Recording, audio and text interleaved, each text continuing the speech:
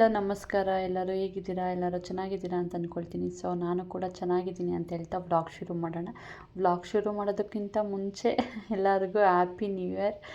ಯಾರೆಲ್ಲ ನನ್ನ YouTube family ಇದ್ದೀರಾ, ಸೊ ಅವ್ರಿಗೆಲ್ಲ ಹೊಸ ವರ್ಷದ ಆರ್ಥಿಕ ಶುಭಾಶಯಗಳು ಅಂತ ಹೇಳ್ತಾ ವ್ಲಾಗ್ ಶುರು ಮಾಡೋಣ. ಸೊ ಎಲ್ಲ ಥರನೇ ಅಂದರೆ ಎಲ್ಲರ ಥರನೇ ನಾವು ಸಹ ಕೇಕ್ ಕಟ್ಟಿಂಗ್ ಮಾಡೋಣ ಅಂತ ಅಂದ್ಕೊಂಡು ಮಾಡೋಣ ಅಂತ ಪ್ರಿಪ್ರೇಷನ್ ಮಾಡ್ಕೋತಾ ಇದ್ದೀವಿ. ಸೊ ಏನೂ ಇಲ್ಲ, ನೈಟ್ 12 ಗಂಟೆ ಆದರೂ ಮಗಳಿನ್ನೂ ಮಲಗಿಲ್ಲ. ಅವಳು ಒಂಥರ ಎಕ್ಸೈಟ್ಮೆಂಟಲ್ಲಿದ್ಳು, ಕೇಕ್ ಕಟ್ ಮಾಡಬೇಕು, ನಾನೇ ಕಟ್ ಮಾಡಬೇಕು ಅನ್ನೋ ಥರ ಎಕ್ಸೈಟ್ಮೆಂಟಲ್ಲಿದ್ಳು. ಸೊ 12 ಗಂಟೆವರೆಗೂ ಮಲಗಿರಲಿಲ್ಲ. ಅಮ್ಮ ಫ್ರೆಂಡ್ಸ್ ಅಂತಲೇ ಹೇಳ್ಬೋದು. ಫ್ರೆಂಡ್ಸ್ಗಿಂತ ಒಂಥರ ಪಕ್ಕದ ಮನೆ ಮಕ್ಕಳು, ಅವರು ಸಹ ಕೇಕ್ ಕಟ್ ಮಾಡೋ ಅಂದರೆ ಅವ್ರಿಗೇನೋ ಸ್ವಲ್ಪ ರೀಸನಿಂದ ಅವರು ಈ ಸಲ ಕೇಕ್ ಕಟ್ ಮಾಡಲಿಲ್ಲ. ಅದಕ್ಕೋಸ್ಕರ ನಾವು ಕಟ್ ಮಾಡಬೇಕಾದ್ರೆ ಜಾಯಿನ್ ಮಾಡಿಸ್ಕೊಂಡ್ವಿ ಅವ್ರನ್ನೂ. ಹಾಗೆಯೇ ಮಕ್ಕಳು ಅವರು ಮಲ್ಲಿಗೆ ಪಾಪ ಆಗ್ತಾನೆ ಇದ್ಲು, ಕಣ್ಣೆಲ್ಲ ಅವಳಿಗೆ ಉಜ್ಕೊಂಡೇ ಕೂತ್ಕೊಂಡಿದ್ಲು ಪಾಪ. ಸೊ ಅವರು ಬೆಳಗ್ಗೆ ಎದ್ದು ಸ್ಕೂಲ್ಗೆ ಹೋಗಿ ಬಂದು ಮತ್ತೆ ಟ್ಯೂಷನ್ನು ಮತ್ತು ಊಟ ಮಾಡು ಮಲಗು ಇದೇ ಸರಿ ಹೋಗುತ್ತೆ ಪಾಪ ಅವ್ರಿಗೆ. ಒಂದು ಸ್ವಲ್ಪ ಹೊತ್ತು ಫ್ರೀ ಅನ್ನೋದೇ ಇರೋದಿಲ್ಲ ಅವ್ರಿಗೆ. ಸೊ ಪಾಪ ಕೇಕ್ ಕಟ್ ಮಾಡಬೇಕಾದ್ರೆ ಅವ್ರನ್ನ ಜಾಯಿನ್ ಮಾಡಿಸ್ಕೊಳ್ಳೋಣ ಅಂತ ಮಾಡ್ಕೊಂಡ್ವಿ. ಪಾಪ ನಿದ್ದೆ ಇರಲಿಲ್ಲಲ್ಲ, ಮಲಗಿಬಿಟ್ಟಿತ್ತು. ಎಬ್ಬಿಸಿ ಅದನ್ನು ಕೂರಿಸಿ ನಾವೆಲ್ಲ ಕೇಕ್ ಕಟ್ ಮಾಡೋ ಇದರಲ್ಲಿ ಅವಳಿಗೆ ನಿದ್ದೆ ಒಂಚೂರು ಹೋಗಿರಲಿಲ್ಲ. ಸೊ ಹಾಗೆ ಇರಲಿ ಅಂತ ಜೊತೆಗೆ ಹಾಕ್ಕೊಂಡ್ವಿ. ಇಲ್ಲಿ ರೋಸಿನೂ ಸಹ ಅವಳನ್ನೂ ಹಾಕ್ಕೊಂಡು ಸೊ ಇಷ್ಟ ಇದೆ ಸಣ್ಣ ಫ್ಯಾಮಿಲಿಯ ಸಣ್ಣ ಸೆಲೆಬ್ರೇಷನ್ ಅಂತ ಹೇಳ್ಬೋದು. ಸೊ ಸೆಲೆಬ್ರೇಷನ್ನು ಸಹ ಮುಗೀತು. ಹೊಸ ವರ್ಷ ಹಳೆ ವರ್ಷ ಹೋಯ್ತು. ಹಳೆ ವರ್ಷ ಅಂದರೆ ಡಿಸೆಂಬರ್ ಎಂಡಿಂಗ್ ಮೀನ್ಸ್ 2024 ಹೋಯ್ತು. 2025ಗೆ ಅಂದರೆ ಕಾಲಿಡ್ತಾ ಇದ್ದೀವಿ. ಸೊ ಯಾರೆಲ್ಲ ನನ್ನ ನನ್ನ ಯೂಟ್ಯೂಬ್ ಫ್ಯಾಮಿಲಿ ಇದ್ದೀರಾ, ಸೊ ಅವರಿಗೆ ಎಲ್ಲರಿಗೂ ಹೇಳ್ತಾ ಇದ್ದೀನಿ. ಎಲ್ಲರಿಗೂ ಅಷ್ಟೇ ಎಲ್ಲ ಕಹಿ ಘಟನೆಗಳೆಲ್ಲ ಮರ್ತ್ಕೊಂಡು ಒಳ್ಳೆಯ ಜೀವನಕ್ಕೆ ಕಾಲಿಡೋಣ ಅಂತ ಹೇಳ್ತಾ once again happy new year, ಹೊಸ ವರ್ಷದ ಆರ್ಥಿಕ ಶುಭಾಶಯಗಳು. ಸೊ ಎಲ್ಲರಿಗೂ ಎಲ್ಲರ ಜೀವನದಲ್ಲಿ ಖುಷಿ ಅನ್ನೋದು ಸಿಗಲಿ, ಎಲ್ಲರ ಮುಖದಲ್ಲಿ ಖುಷಿ ಅನ್ನೋದು ಇರಲಿ, ಹಾಗೆ ಎಲ್ಲ ಕೆಲಸ ಕಾರ್ಯಗಳು ಸಕ್ಸಸ್ ಆಗಲಿ ಅಂತ ಹೇಳ್ತಾ ಸೊ ನಮ್ಮದು ಸಹ ಇಲ್ಲಿ ಕೇಕ್ ಕಟ್ಟಿಂಗು ಸಹ ಮುಗೀತು. ಕೇಕು ಈ ಸ್ಟಾರ್ಟಿಂಗು ನೀವು ನೋಡಿದ್ದೀರ ಯಾವ ಥರ ಇತ್ತು ಏನು ಅಂತ ಅಂದ್ಬಿಟ್ಟು. ಸೊ ಹೋಗ್ತಾ ಹೋಗ್ತಾ ಹೋಗ್ತಾ ಅಮ್ಮ ಯಾವ ರೇಂಜಿಗೆ ತಂದಿದ್ದಾಳೆ ಅಂತಂದರೆ, ಈ ಕೇಕು ತುಂಬ ಇಷ್ಟಪಟ್ಟು ತಿಂತಾರೆ ನೋಡಿ, ಅವರು ಮಾತ್ರ ಇದೊಂದು ಸ್ವಲ್ಪ ಸ್ಕಿಪ್ ಮಾಡ್ಕೊಂಡು ಹೋಗಿ. ಯಾಕಂತಂದರೆ ತುಂಬ ಇಷ್ಟಪಟ್ಟು ತಿನ್ನೋ ಅಂಥವರು ಈ ಕೇಕ್ ಈ ಪದ್ಧತಿಗೆ ತಂದಿದ್ದಾಳಲ್ಲ, ಇದು ನೋಡಿಬಿಟ್ರೆ ಅಂತೂ ಕೇಕ್ ಮೇಲೆ ಜಿಗುಪ್ಸೆ ಬಂದುಬಿಡುತ್ತೆ ನಿಜವಾಗ್ಲೂ. ಕೇಕ್ ತಿನ್ನೋರು ತಿಂದೇ ಇರೋ ಥರ ಆಗೋಗ್ತಾರೆ, ಆ ರೇಂಜಿಗೆ ಮಾಡಿಟ್ಟಿದ್ದಾಳೆ. ಲಾಸ್ಟಿಗೆ ಕೈಯೇ ಹಾಕ್ಬಿಟ್ಲು, ಕೈ ಹಾಕೆಲ್ಲ ಕಿವುಚಿ ಅಪ್ಪ ಒಂದು ರೇಂಜಿಗೆ ತಂದುಬಿಟ್ಟಿದ್ಲು ಆ ಕೇಕ್ನ. ಚೆನ್ನಾಗಿತ್ತು ಕೇಕು, ಚಾಕ್ಲೇಟ್ ಫ್ಲೇವರ್. ಅಮ್ಮಗೆ ಚಾಕ್ಲೇಟ್ ಫ್ಲೇವರ್ ಇಷ್ಟ, ಅದಕ್ಕೋಸ್ಕರ ಚಾಕ್ಲೇಟ್ ಫ್ಲೇವರ್ ಐಸ್ ಕೇಕ್ ತೊಗೊಂಬಂದಿದ್ರು. ಚೆನ್ನಾಗಿತ್ತು ಕೇಕ್, ಟೇಸ್ಟ್ ಸಹ ಸಖತ್ತಾಗಿತ್ತು. ಕ್ರೀಮ್ ಥರ ಏನೂ ಇರಲಿಲ್ಲ, ಸೂಪರಾಗಿತ್ತು ಕೇಕನ್ನು. ಹಾಗೆ ಇಲ್ಲಿ ನಾವು ಅಂದರೆ ಕೇಕ್ ಕಟ್ ಮಾಡಿಕೊಂಡು ಬಿರಿಯಾನಿ ಮಾಡ್ಕೊಂಡಿದ್ದು. ನಮ್ಮ ಮನೆಯವರು ಸೌಂಡ್ಸ್ ಹಾಕಿದ್ರಲ್ಲ, ಅವರು ಹೊರಗಡೆ ಹೋಗೋ ಮೂಮೆಂಟ್ ಇತ್ತು. ಸೊ ನಮಗಷ್ಟೇ ನಾವು ಬಿರಿಯಾನಿ ಮಾಡ್ಕೊಂಡಿದ್ವಿ. ಅವರು ಸೌಂಡ್ ಬಾಕ್ಸ್ ಹಾಕಿರೋದ್ರಿಂದ ಸೌಂಡ್ಸ್ ಅದು ಒಂದು ಸ್ವಲ್ಪ ವ್ಯಾಲ್ಯೂಮು ಇಡೋದು, ಸ್ವಲ್ಪ ಕಡಿಮೆ ಮಾಡೋದು ಅದೆಲ್ಲ ಇರುತ್ತಲ್ಲ. ಅವರು ನಾನು ಅಲ್ಲಿ ಹೋಗ್ತೀನಿ, ಇನ್ನೇನು ಫೋನ್ ಮಾಡ್ತಾರೆ, ಯಾವಾಗ ಮಾಡ್ತಾರೇನೋ ಗೊತ್ತಿಲ್ಲ, ಮಾಡಿದಾಗ ನಾನು ಹೋಗಬೇಕು, ನಾನು ಡೌಟೇ ಇರೋದು ಅಂತೇಳಿದ್ರು. ಹೆಂಗೋ ಅವರು ಪಾಪ ಜಾಯ್ನ್ ಆದರು ಕೇಕ್ ಕಟ್ಟಿಂಗ್ ಮಾಡಬೇಕಾದ್ರೆ. ಸರಿ ಅವರು ಇದ್ದಾರಲ್ಲ ಅಂತ ಅಂದ್ಬಿಟ್ಟು ಹಾಗೆ ನೈಟೇ ನಾನು ಕರೆಕ್ಟಾಗಿ 11:30 ಅಷ್ಟೊತ್ತಿಗೆಲ್ಲ ನಾನು ಬಿರಿಯಾನಿನೂ ಸಹ ಮಾಡಿಕೊಂಡೆ ಮನೆಯಲ್ಲೇ. ಬಿರಿಯಾನಿನೂ ಸೂಪರಾಗಿ ಬಂದಿತ್ತು. ಸಿಂಪಲ್ಲಾಗಿ ಚೆನ್ನಾಗಿ ಮಾಡ್ಕೊಂಡಿದ್ದೆ. ಅಂದರೆ ಎಲ್ಲಕ್ಕೆ ಇಷ್ಟು ದಿನ ಮಾಡ್ತಿದ್ನಲ್ಲ, ಎಲ್ಲ ಥರ ಇಂಗ್ರೀಡಿಯೆಂಟ್ಸ್ ಹಾಕಿ ಮಾಡೋದಕ್ಕೆ ಟೈಮ್ ಇರಲಿಲ್ಲ ಅಂತ ಅಂದ್ಬಿಟ್ಟು ಎಲ್ಲ ಜಸ್ಟ್ ಹಾಗಾಗೇ ಉದುರಿಸಿ ಮಾಡ್ಕೊಂಡಿದ್ದೆ. ಚೆನ್ನಾಗಿ ಬಂದಿತ್ತು. ನೋಡ್ತಾ ಇದ್ದೀರಲ್ಲ ಕೇಕ್ ಯಾವ ರೇಂಜಿಗೆ ತಗೊಂಬಂದಿದ್ದಾಳೆ ಅಂತಂದರೆ, ಯಪ್ಪ ಆ ಕೇಕ್ ರೀತಿ ನೋಡಿದ್ರೇ ಹೊಟ್ಟೆ ತುಂಬೋಗುತ್ತೇನೋ. ಇನ್ನು ಲಾಸ್ಟಿಗೆಲ್ಲ ಕೈ ಹಾಕಿ ಕಿವುಚ್ಬಿಟ್ಟಿದ್ಲು, ಅದೇನೋ ನಾನು ಮಾಡ್ಕೊಳ್ಳೋದಕ್ಕೆ ಹೋಗಿಲ್ಲ, ವೀಡಿಯೋ ಏನು ಮಾಡಲಿಲ್ಲ ಅದು. ಅದಾದಮೇಲೆ ಇತ್ತೀಚೆಗೆ ಏನಾಗ್ತಾಯಿದೆ ಅಂತಂದರೆ, ಮುಂಚೆ ಜೆಂಟ್ಸ್ ಅಷ್ಟೇ ಸೆಲೆಬ್ರೇಟ್ ಮಾಡ್ಕೋತಾಯಿದ್ರು. ಅಂದರೆ ಜೆಂಟ್ಸ್ ಈಚೆ ಹೋಗೋದು, ಏನಾದರೂ ನಾನ್ ವೆಜ್ ಇಲ್ಲ ನಾನ್ ವೆಜ್ ಮಾಡಿಕೊಂಡು ಡ್ರಿಂಕ್ಸ್ ಪಾರ್ಟಿ ಮಾಡಿಕೊಂಡು ಆ ಥರ ಎಂಜಾಯ್ ಮಾಡ್ಕೊಂಡು ಬರ್ತಾಯಿದ್ರು. ಬಟ್ ಈಗಿನ ಸಿಚುವೇಶನ್ಗೆ, ಈಗಿನ ಕಾಲಕ್ಕೆ ಯಾವ ಥರ ಆಗಿಬಿಟ್ಟಿದೆ ಅಂತಂದರೆ, ಅವ್ರಿಗಿಂತ ಏನು ಕಡಿಮೆನಾ ಅನ್ನೋ ಥರ ಲೇಡೀಸು ಸಹ ಮನೆಗಳ ಹತ್ರನೇ ಪಾರ್ಟಿಗಳು ಶುರು ಮಾಡ್ಕೊಂಬಿಟ್ಟಿದ್ದಾರೆ. ಅಂದರೆ ನಾನ್ ವೆಜ್ ಏನಾದರೂ ಬಿರಿಯಾನಿ ಟೈಪ್ ಆ ಥರ ಮಾಡಿಕೊಂಡು ಕೇಕ್ ಕಟ್ಟಿಂಗ್ ಮಾಡಿಕೊಂಡು ಅದೊಂದು ಫೋಟೋಸು ಅದೆಲ್ಲ ಒಂಥರ ಈಗ ಅವ್ರಿಗಿಂತ ನಾವೇನು ಕಡಿಮೆ ಅನ್ನೋ ಥರ ಏನಿಲ್ಲಲ್ಲ. ಆ ಒಂದು ಕಾರಣಕ್ಕೋಸ್ಕರ ನಾನು ಮುಂಚೆ ಅಷ್ಟೊಂದು ನಾನು ಅಬ್ಸರ್ವ್ ಮಾಡಿಲ್ಲ. ಬಟ್ ಈ ಇಯರ್ ನೋಡಬೇಕಾದ್ರೆ ಎಲ್ಲಿ ನೋಡಿದ್ರು ಬೆಂಕಿಯಲ್ಲಿ ಹೊಗೆ ಆಡ್ತಾನೇ ಇತ್ತು. ಅಂದರೆ ಒಂದು ಸ್ವಲ್ಪ ನಾವು ಮೇಲೆ ಫಸ್ಟ್ ಫ್ಲೋರಲ್ಲಿರೋದ್ರಿಂದ ಒಂದು ಸ್ವಲ್ಪ ಕಾಣುತ್ತೆ. ಆ ಒಂದು ಕಾರಣಕ್ಕೋಸ್ಕರ ಹೇಳ್ತಾ ಇದ್ದೀನಿ ಅಷ್ಟೇ. ಎಲ್ಲಿ ನೋಡಿದ್ರು ಯಾವ ಕಡೆ ನೋಡಿದ್ರೂ ಬೆಂಕಿ ಆರ್ತಾ ಇರಲಿಲ್ಲ.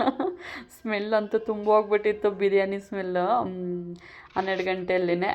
ಸೊ ಹಾಗೆ ಕಾಲ ಹೋದಂಗೆ ಜನಗಳು ಸಹ ಬದಲಾಗ್ತಾರಲ್ಲ, ಅದೇ ರೀತಿಯೇ ಸ್ವಲ್ಪ ಹೆಂಗಸರು ಸಹ ಬದಲಾಗ್ತಾ ಇದ್ದಾರೆ. ಬದಲಾಗಬೇಕು, ಬದಲಾದ್ರೇ ಕಾಲದಲ್ಲಿ ಬದುಕೋದಕ್ಕಾಗೋದು. ಓಕೆ ಗೈಸ್, ಅದಾದಮೇಲೆ ನೆಕ್ಸ್ಟ್ ನಾವು ಸಹ ರೆಡಿಯಾಗಿ ದೇವಸ್ಥಾನಕ್ಕೆ ಅಂತ ಹೊರ್ಟು ಬಂದ್ವಿ. ಇಲ್ಲಿ ಬಂಡೆ ಮೇಲೆ ವರ್ಷನ ಸಖತ್ತಾಗಿ ಪೂಜೆ ಮಾಡ್ತಾರೆ. ಹಾಗೆ ಊಟನೂ ಸಹ ಪ್ರಸಾದನೂ ಸಹ ಸಖತ್ತಾಗಿ ಕೊಡ್ತಾರೆ. ಎಷ್ಟೇ ಜನ ಹೋಗಿರ್ಬೋದು, ಖಾಲಿ ಅಂತೂ ವಾಪಸ್ ಹೋಗಲ್ಲ ಯಾರು. ಊಟ ಮಾಡ್ದೇ ಪ್ರಸಾದ ತೊಗೊಳ್ದೆ ವಾಪಸ್ಸಂತೂ ರಿಟರ್ನ್ ಯಾರೂ ಆಗಲ್ಲ. ಸೊ ಚಿಕ್ಕದಾಗಿರ್ಬೋದು ದೇವಸ್ಥಾನ, ಬಟ್ ವರ್ಷನ ಸಹ ಮಾತ್ರ ಸಖತ್ತಾಗಿ ಇಲ್ಲಿ ಪೂಜೆಗಳೆಲ್ಲ ಚೆನ್ನಾಗಿ ಮಾಡ್ತಾರೆ, ಮಸ್ತಾಗಿ ಮಾಡ್ತಾರೆ ಅಂತಲೇ ಹೇಳ್ಬೋದು. ಇಲ್ಲಿಲ್ಲದೆ ಇರೋ ಜನಗಳು ಬರ್ತಾರೆ. ಹಾಗೆ ಸ್ಕೂಲಲ್ಲಿ ಮಕ್ಕಳು ಸಹ ಲಂಚ್ ಇರೋದಿಲ್ಲ ಅವತ್ತು ನ್ಯೂ ಇಯರ್ ದಿವಸ. ಲಂಚ್ ಅವ್ರಿಗೆ ಪ್ರೊವೈಡ್ ಮಾಡಲ್ಲ. ಸೊ ಇಲ್ಲಿಗೆ ಕರ್ಕೊಂಬಂದು ಊಟ ಮಾಡಿಸ್ಕೊಂಡು ಕರ್ಕೊಂಡೋಗ್ತಾರೆ. ಸೊ ನಾವು ಸಹ ಎಲ್ಲ ಪೂಜೆ ಎಲ್ಲ ಮುಗಿಸ್ಕೊಂಡು ಸ್ವಲ್ಪ ಹೊತ್ತು ಕೂತ್ಕೊಂಡು ಊಟ ಎಲ್ಲ ಮುಗಿಸ್ಕೊಂಡು ಬಂದ್ವಲ್ಲ, ಅಮ್ಮಗೆ ಐಸ್ ಕ್ರೀಮ್ ಕಾಣಿಸ್ಕೊಂಬಿಡ್ತು ಕಣ್ಣಿಗೆ. ಬಿಡಲಿಲ್ಲ, ಐಸ್ ಬೇಕು ಅಂತಂದ್ಬಿಟ್ಟು ಹಠ ಮಾಡ್ತಾಯಿದ್ಲು. ಸೊ ತೊಗೊಂಬಂದ್ರು ಅವ್ರು. ಹೋಗೇನೋ ಕಪ್ ಐಸ್ ತೊಗೊಂಬಂದ್ರು ಒಂದು 3. ನನಗೊಂದು ಕಪ್ ಐಸ್ ತೊಗೊಂಬನ್ರಿ ಅಂತೇಳಿದ್ರೆ ಕಪ್ ಐಸ್ ಖಾಲಿ ಆಗಿತ್ತು ಅಂತ ಕೋನ್ ತೊಗೊಂಬಂದ್ರು. ಸೊ ಇಷ್ಟೊಂದು ಊಟನೇ ಹೆವಿ ಆಗಿಬಿಟ್ಟಿತ್ತು. ಇದನ್ನು ಹೆಂಗಪ್ಪ ಅಂದ್ಕೊಂಡಿದ್ದೆ. ಸೊ ಹಾಗೆಲ್ಲ ಶೇರ್ ಮಾಡಿಕೊಂಡು ತಿಂದ್ಕೊಂಡು ಒಂದು ಸ್ವಲ್ಪ ಹೊತ್ತು ಕುತ್ಕೊಂಡು ಆರಾಮ್ಸೆ ಕುತ್ಕೊಂಡು ಒಂದು ಸ್ವಲ್ಪ ಓಡಾಡಿಕೊಂಡು ಬಂದ್ವಿ. ಚೆನ್ನಾಗಿತ್ತು. ಅಂದರೆ ಟೈಮ್ ಸ್ಪೆಂಡ್ ಮಾಡ್ತೀವಿ ನೋಡಿ ಮಕ್ಕಳ ಜೊತೆ. ದೊಡ್ಡವ್ರು ಹೆಂಗೋ ಗೊತ್ತಿಲ್ಲ ನನಗೆ. ಮಕ್ಕಳ ಜೊತೆ ಟೈಮ್ ಸ್ಪೆಂಡ್ ಮಾಡಿದ್ರೆ ಎಷ್ಟು ಚೆನ್ನಾಗಿರುತ್ತೆ ಗೊತ್ತಾ. ನಿಜವಾಗ್ಲೂ ಅದೊಂದು ಒಳ್ಳೆ ಎಕ್ಸ್ಪೀರಿಯೆನ್ಸ್ ಅಂತಲೇ ಹೇಳ್ಬೋದು. ಇವ್ರುಗಳಿಗೆ ಮಕ್ಳಿಗಂತೂ ಪಾಪ ಬೆಳಗ್ಗೆ ಸ್ಕೂಲು, ಸಂಜೆ ಟ್ಯೂಷನ್ನು, ಮನೆ, ಊಟ, ತಿನ್ನು, ಮಲ್ಗೋ, ಬೆಳಗ್ಗೆ ಎದ್ದೇಳೋ, ಟಿಫನ್ ಮಾಡೋ, ಮತ್ತು ಸ್ಕೂಲ್ಗೆ ಹೋಗೋ, ಇದೇ ಆಗ್ಬಿಟ್ಟಿತ್ತು ಪಾಪ ಇವ್ರಿಗೆ. ಈಗಂತೂ ಫುಲ್ಲು ಫ್ರೀ ಬರ್ಡ್ಸ್ ಆಗೋಗ್ಬಿಟ್ಟಿದ್ದಾವೆ. ಅಂದರೆ ಬಿಡಿ ಅಮ್ಮು ಅದೊಂಥರ, ಅವಳು ಚಿಕ್ಕ ಏಜಿನ ಅವಳು ಯಾವುದೇ ಥರ ಸ್ಕೂಲ್ಗೆಲ್ಲ ಹೋಗ್ತಾಯಿಲ್ಲಲ್ಲ, ಅವಳಿಗೆ ಅಷ್ಟು ಗೊತ್ತಾಗ್ತಾಯಿಲ್ಲ. ಬಟ್ ಈ ಮಕ್ಕಳಿಗೆ ಒಂದು ಸ್ವಲ್ಪ ಆ ಥರ ಅನಿಸ್ಬಿಟ್ಟಿತ್ತು. ಹೆಂಗೋ ನಾವು ಮೂವರೆಲ್ಲ ಹೋಗ್ತಾಯಿದ್ದಿದ್ದು, ಜೊತೇಲಿ ಕರ್ಕೊಂಡು ಹೋಗೋಣ ಅಂತಂದ್ಬಿಟ್ಟು ಅವ್ರನ್ನೂ ಸಹ ಕರ್ಕೊಂಡು ಹೋಗ್ತಾಯಿದ್ದೀವಿ. ಎಲ್ಲೇ ಆಗಲಿ ಇವ್ರ ಅಮ್ಮ ಜೊತೆ, ಅಂದರೆ ಈ ರಜಾ ಟೈಮಲ್ಲಿ ಏನಾದರೂ ಇತ್ತು ಅಂದರೆ ಜೊತೇಲಿ ಆಡ್ಕೊತಾರೆ. ಜೊತೆಲೇ ಪಾಪ ಅವ್ರನ್ನ ಹೆಂಗೆ ಬಿಟ್ಟು ಹೋಗೋದಂತ ಅವ್ರನ್ನೂ ಜೊತೆಗೆ ಹಾಕ್ಕೊಂಡು ಹೊರಟಿದ್ವಿ. ಚೆನ್ನಾಗಿ ಮಸ್ತ್ ಎಂಜಾಯ್ ಮಾಡಿಕೊಂಡು ಅತ್ತ ಓಡಾಡಿಕೊಂಡು ಅಡ್ಡಾಡಿಕೊಂಡು ಬಂದ್ವಿ. ಅಂದರೆ ಇದು ಬ್ರಿಗೇಡಲ್ಲಿ ಈ ಕಡೆ ಎಲ್ಲ ನಾನು ನೋಡಿರಲಿಲ್ಲ. ಹೋದ ವರ್ಷನೂ ಇದೇ ಥರನೇ ಒಂದು ರೌಂಡ್ ಹಾಕ್ಸ್ಕೊಂಡು ಬರ್ತಾಯಿದ್ರು ಅಷ್ಟೇ. ಹೇಳ್ತಾಯಿದ್ರು ಇದು ಏನೋ ಹೇಳಿದ್ರು, ಇದು ಸ್ಟೇಡಿಯಮ್ ಅಂತಲೋ ಏನೋ ಹೇಳಿದ್ರು. ಇದು ಕರೆಕ್ಟ್ ಸ್ಟೇಡಿಯಮ್ ಅಂತ ಹೇಳ್ತಾಯಿದ್ರು ಇದು. ಮತ್ತು ಗೊತ್ತಿಲ್ಲದೆ ಇರೋ ಪ್ಲೇಸಸ್ ಎಲ್ಲ ತೋರಿಸ್ತಾಯಿದ್ರು. ಇದು ಇಂತಿಂಥ ಪ್ಲೇಸ್ ಇದು, ಈ ಕಡೆಯಿಂದನೇ ದೊಡ್ಡದಾಗಿ ಅಂದರೆ ಮೋರಿ ಎಲ್ಲ ಇದೆ, ಹಿಂಗೆ ನೀರು ಹರಿಯೋದು, ಏನೇನೋ ಹೇಳ್ಕೊಂಬರ್ತಾಯಿದ್ರು. ಗೊತ್ತಿಲ್ಲದೆ ಇರೋವೆಲ್ಲ ಕೇಳಿಕೊಂಡು ನೋಡಿಕೊಂಡು ಬಂದ್ವಿ. ಹಾಗೆ ಮಕ್ಳು ಇದ್ಕೊಂಡು ಇಲ್ಲಿ ಬ್ರಿಗೇಡಲ್ಲಿ ಸ್ಕೂಲ್ ಎಲ್ಲಿದೆ ನಾನು ನೋಡಿಲ್ಲ, ತೋರಿಸಿ ಅಂತ ಹೇಳ್ತಾಯಿದ್ದೆ. ಸರಿ ಸ್ಕೂಲ್ ಹಂಗೆ ತೋರಿಸ್ಕೊಂಡು ಹೋಗೋಣ ಅಂತಂದ್ಬಿಟ್ಟು ಒಂಚೂರು ನಾವು ಮೇಲೆ ಈ ಸೈಡ್ ಬಂದ್ವಿ. ಬ್ರಿಗೇಡ್ ಹತ್ರ ಸ್ಕೂಲ್ ಇದೆ, ಬ್ರಿಗೇಡಲ್ಲೇ ಸ್ಕೂಲ್ ಇದೆ. ಆ ಸ್ಕೂಲ್ಗೆ ಅವ್ರ ಮ್ಯಾಮ್ ಬರ್ತಾರಂತೆ. ಯಾವುದೋ ಸ್ಕೂಲ್ ನಾವು ನೋಡಬೇಕು ಅಂತಂದ್ಬಿಟ್ಟು ಹೇಳ್ತಾಯಿದ್ರು. ಅದಕ್ಕೋಸ್ಕರ ಸ್ಕೂಲು ಸಹ ತೋರಿಸ್ಕೊಂಡು, ಈಗ ಇದೇ ಸ್ಕೂಲು ಹೇಳ್ತಾಯಿದ್ರು. ಈಗ ಅಮ್ಮ ಇದೇ ಸ್ಕೂಲೇ ನೋಡ್ಕೊಂಬಿಡ್ರಿ ಅಂತ ಹೇಳ್ತಾಯಿದ್ರು. ಸೊ ಸ್ಕೂಲು ಸಹ ನೋಡಿಕೊಂಡು ನಾವು ಹಾಗೆಯೇ ರಿಟರ್ನ್ ಆದ್ವಿ. ರಿಟರ್ನ್ ಅಂದರೆ ಡೈರೆಕ್ಟ್ ಮನೆಗಂತೂ ಹೋಗಲಿಲ್ಲ. ಇನ್ನೂ ಒಂದು 2-3 ಪ್ಲೇಸ್ ಹತ್ರ ಹೋಗಿ ಅಲ್ಲೆಲ್ಲ ಓಡಾಡಿಕೊಂಡು ಬಂದ್ವಿ. ಅಂದರೆ ಇಲ್ಲಿ ಬ್ರಿಗೇಡಲ್ಲಿ ನಮ್ಮೂರಿಂದ ಕೆಲ್ಸಕ್ಕೆ ಬರ್ತಾರೆ, ಒಂದು ಸ್ವಲ್ಪ ಹೌಸ್ ಕ್ಲೀನಿಂಗ್ ಕೆಲಸಕ್ಕೆ ಅಂತ ಬರ್ತಾರೆ. 90% ಊರಲ್ಲಿ ಹೆಂಗಸ್ರು 90% ಆಲ್ಮೋಸ್ಟ್ ಇಲ್ಲಿ ಕೆಲ್ಸಕ್ಕೆ ಬರ್ತಾರೆ. ಹಾಗೆಯೇ ಒಂದು 5% ಅಷ್ಟೇ ಏನಾದರೂ ಹೊರಗಿನ ಕೆಲಸಕ್ಕೆ, ಇನ್ನೆಲ್ಲ ಒಂದು ಸ್ವಲ್ಪ ಜನ ಮನೆ ಅಂದರೆ ತೋಟದ ಕೆಲಸ ಆ ಥರ. ಹೇಳ್ಬೇಕು ಅಂದರೆ 90% ಎಲ್ಲ ಆಲ್ಮೋಸ್ಟ್ ಇದು ಮನೆ ಕೆಲಸಕ್ಕೆ ಅಂತ ಇಲ್ಲಿಗೆ ಬಂದುಬಿಡ್ತಾರೆ. ನಾನು ಅನ್ಕೋತಾ ಇದ್ದೆ, ಇಷ್ಟು ಜನ ಎಲ್ಲ ಯಾರು ನೋಡಿದ್ರು 2 ಮನೆ 3 ಮನೆ ಮಾಡ್ಕೊಂಡು ಹೋಗ್ತೀನಿ, 4 ಮನೆ ಮಾಡ್ಕೊಂಬರ್ತೀನಿ ಆ ಥರ ಹೇಳ್ತಾರಲ್ಲ. ಅವ್ರಿಗೆ ಅಷ್ಟೊಂದು ಮನೆಗಳು ಹಿಂಗೆ ಇದು ಅಂತ ನಾನು ಹಂಗೆ ಯೋಚನೆ ಮಾಡ್ತಿದ್ದೆ. ಬಟ್ ಇವಾಗ ನೋಡಿದ್ರೆ ಒಂದು ಅಪಾರ್ಟ್ಮೆಂಟಲ್ಲಿ ಎಷ್ಟೆಲ್ಲ ಮನೆಗಳಿದ್ದಾವೆ ಅಂತ ಈಗಷ್ಟೇ ಗೊತ್ತಾಯಿತು ಅವೆಲ್ಲ ನೋಡಿದ್ಮೇಲೆ.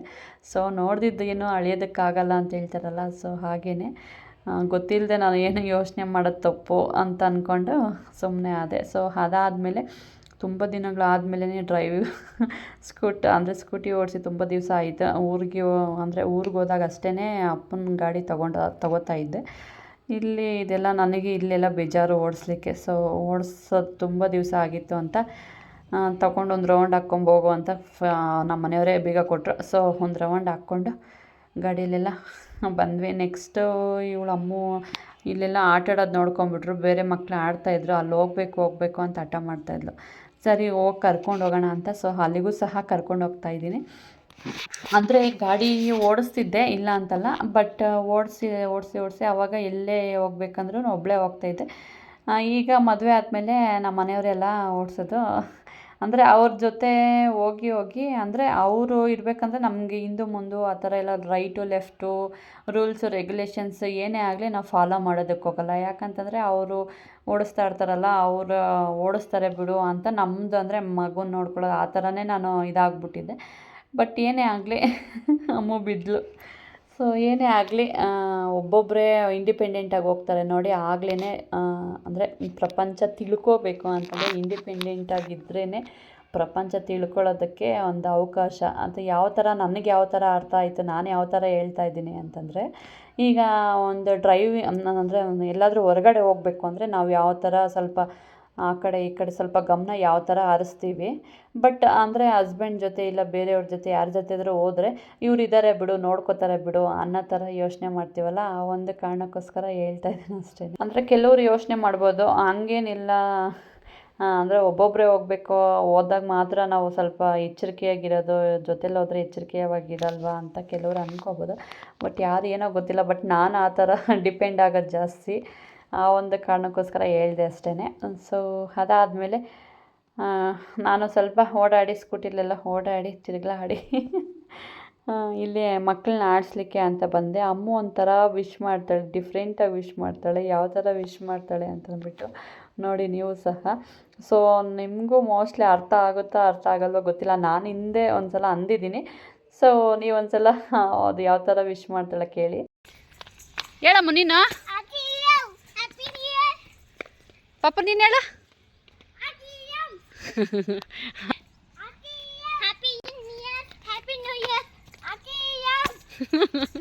ಆರ್ತಿ ಏಯಮ್ಮ ಅನ್ನಂಗೆ ಆಯ್ತಮ್ಮ.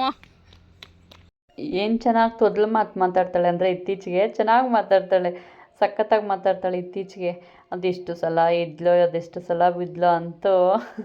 ಡ್ರೆಸ್ದೇನೋ ಲಾಸ್ಟ್ಗೆ ಉದುರಿಸ್ಕೊಂಡ್ಲು, ಅದೇನೋ ಆ ಕಡೆ ಈ ಕಡೆ ಏನೋ ಬಂದಿತ್ತು, ಒಂಥರ ಟೈಟ್ ಬಂದಿತ್ತು, ಅದೆಲ್ಲ ಉದುರಿಸ್ಕೊಂಡ್ಲು. ಸೊ ನಾನು ನೋಡಲಿಲ್ಲ, ಹೀಗೆ ನಾನು ವಿಡಿಯೋ ವಾಯ್ಸ್ ಓವರ್ ಕೊಡ್ತಾ ಇರಬೇಕಾದ್ರೆ ನೋಡ್ಕೊಂಡಿದ್ದೀನಿ ಅಷ್ಟೇ. ಸೊ ಮನೇಲಿ ಬಂದು ಡ್ರೆಸ್ ಅದು ಒಗೆಯೋದಕ್ಕೆ ಹಾಕ್ಬೇಕಾದ್ರೆ ನೋಡಿದೆ ಏನೋ ಮಾಡ್ಕೊಂಡಿದ್ದೆ, ಎಲ್ಲ ಬೀಳ್ಸ್ಕೊಂಡಿದ್ದಾಳೆ ಬಿಡು ಅಂತ ಅಂದ್ಕೊಂಡೆ. ಬಟ್ ನೋಡಿದ್ರೆ ಇಲ್ಲೇ ಬೀಳ್ಸ್ಕೊಂಡಿದ್ದಾಳೆ. ಸೊ ಓಕೆ ಗಾಯ್ಸ್, ಈ ವ್ಲಾಗ್ ಇಲ್ಲಿಗೆ ಎಂಡ್ ಮಾಡ್ತಾಯಿದ್ದೀನಿ. Thank you for the watching.